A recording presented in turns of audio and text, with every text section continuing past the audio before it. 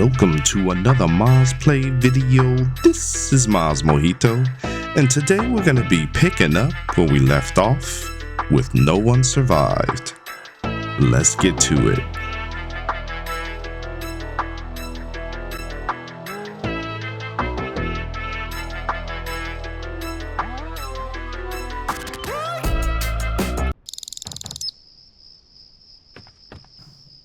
Alright guys, so we're back here and No One Survived. Now, just to fill in the blanks here, where we last left off, we had just arrived to town and we were just kind of scouting around the area just to see where we were going to build a base. We started off over in the mall, saw some zombies running upstairs because we were going to build on the roof. Thought that was a bad idea since they could run upstairs and punch in the door.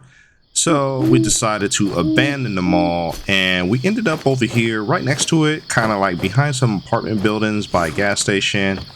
And yeah, we set up camp right here. So as you can see, I got the base fully built. Took a very long time to build, but I got my organization system here. So I'm just gonna go through and make sure that I empty out my backpacks. I got all the boxes grouped together with the right stuff. Got my water collectors out here. Make sure everything is operating up to par.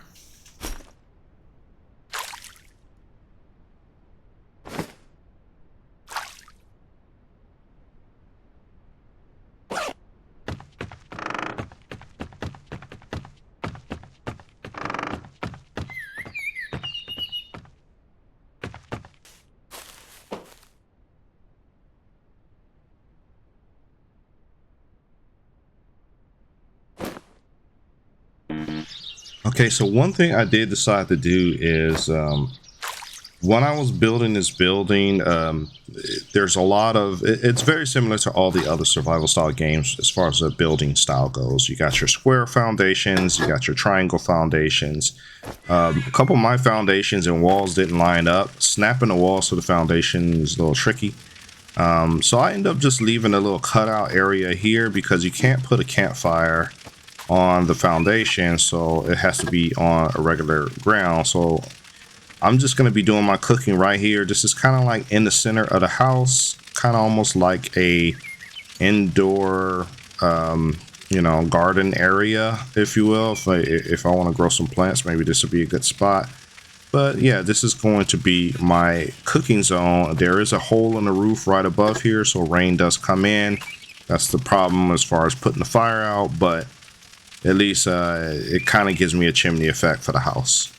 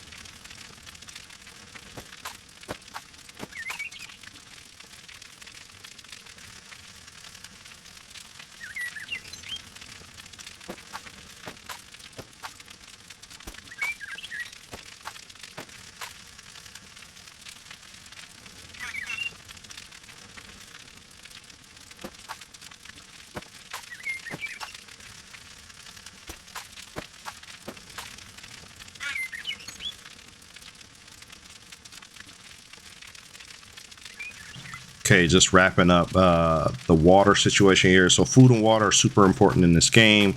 Even though I collect the water out of the water collectors and, you know, from the rivers and stuff, they still need to be boiled because they're coming in as you can see. I'm just kind of like grabbing my bottles, putting it on the water outlet, and that gives me some water. But I did have a bunch of bottles filled up with dirty water. That's why I had to go take them to the campfire to turn them from the yellow color to the blue, clear, fresh water, drinkable water color. So got my water situation under control. I got some food in there. Food and water super important in this game with any zombie survival game. We're gonna get all this stuff put away, and then we're gonna go ahead and hit the town, see if we can explore the houses to get some loot.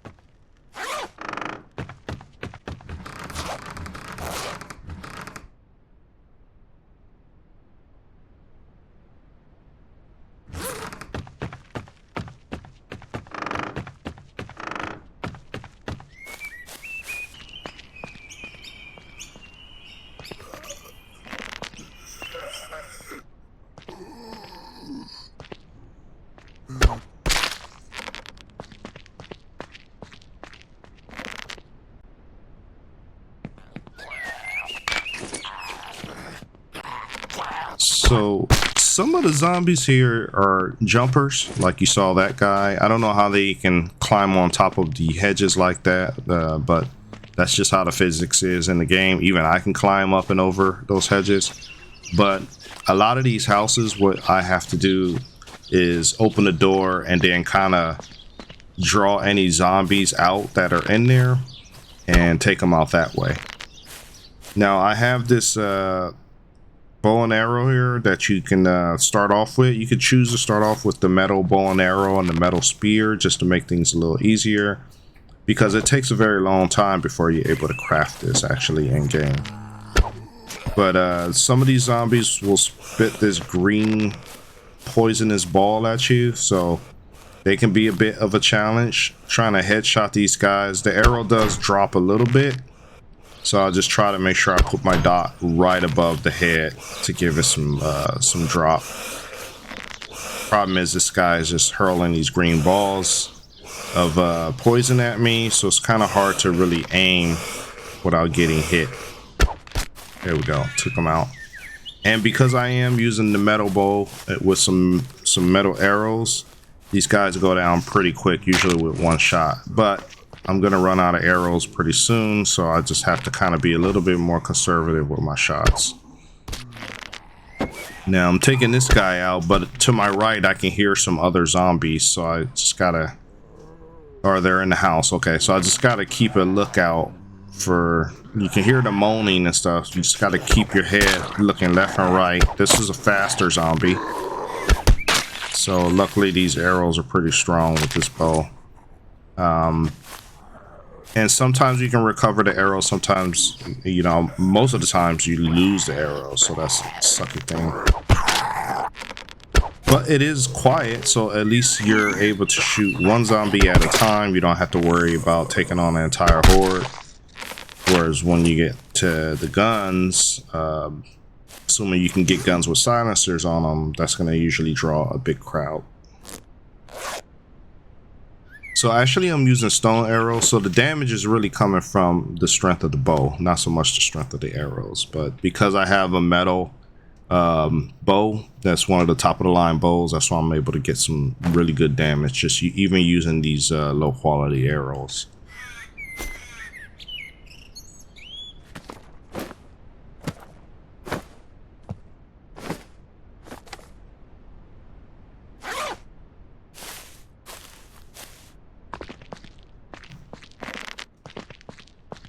Okay, so it appears that this house is clear and the area around it, so I'm gonna go ahead and do my loot run.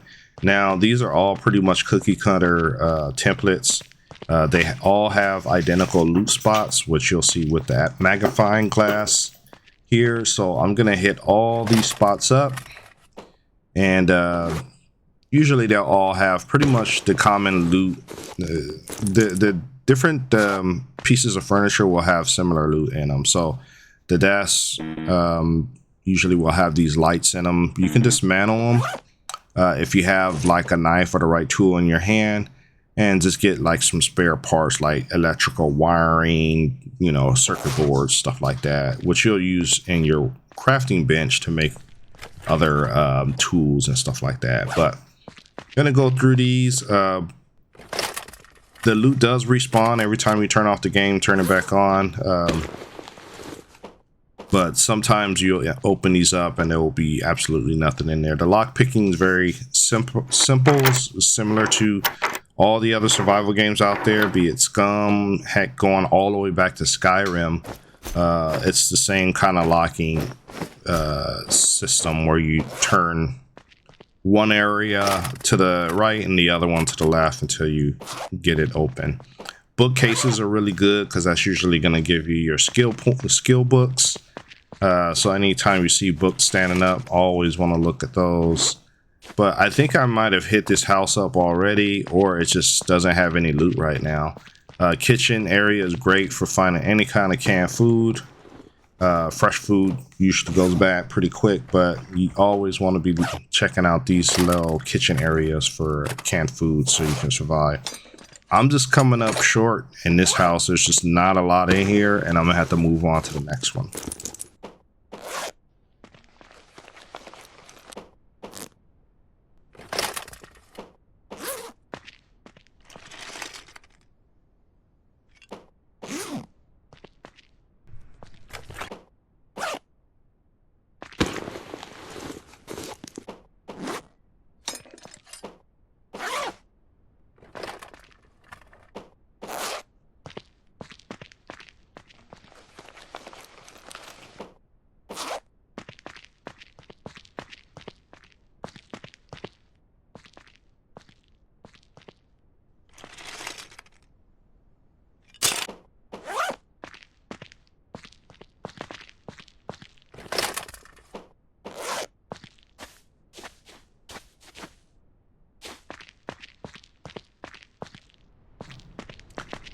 Okay, so like I said earlier at the start of the video, I built my base right here on the backside of this gas station. There's maybe, I want to say 2 more gas stations around this big city area. This one, usually I can find like some decent, lights to scrap in the car that's parked out here all the time. I'm usually lucky enough to find some gas in the gas pumps. And then there's a convenience store that I can go check out too. That usually has like some chips and sodas, sometimes some canned food in there too. But usually, if I'm lucky, these pumps will have some gas in them too, which is useful when you're actually driving in the game. But right now I don't have a vehicle, so it's not really going to help me out. And I'll end up just putting those in storage. But the problem is the gas bladders are really big, take up a lot of space in your storage. So it's probably good that I ain't really find any right now. So vending machines usually will have some chips or something in there, but like I said, this run I'm just coming up short. Even from the last house I was in, I didn't really find much of anything. But I still got to check. I still want to check just to reset the system at least. So when I log off and log back onto the game, maybe this stuff will respawn in. But usually it takes either a log off or a log in, or it takes like 7 in-game days, to do this. Cigarettes are good for, in the game at least, they help you out with your hunger level sometimes. These help with your morale level, your happiness level, as far as the magazines go. So I usually use between those and the cigarettes, I use those to keep the happiness level up for the character. And here we are. So as you can see, we got a couple tanks of oil here, which eventually will unlock a machine to be able to convert that oil into gasoline. But we're gonna get all this stuff organized, get all my magazines and cigarettes in the same spot. Temporary organization here. You can name all these boxes. As you can see in the upper left, there's a rename tab just to help with your organization. These tool boxes here come in handy for crafting in the future, but right now can't really use them. Just gonna stash them until I actually have some crafting blueprints where I can take advantage of those. Electrical parts, you'll find these all over, but again, these are useful for some more advanced recipes. You have your volumes. They come in a set, usually volume 1 all the way up to volume 6. You have to go in order, starting with volume 1, and it does take time to read each one. So it's better to do that in your base where you're safe, where a zombie can't sneak up on you. But that allows you to raise your skill level in those different categories.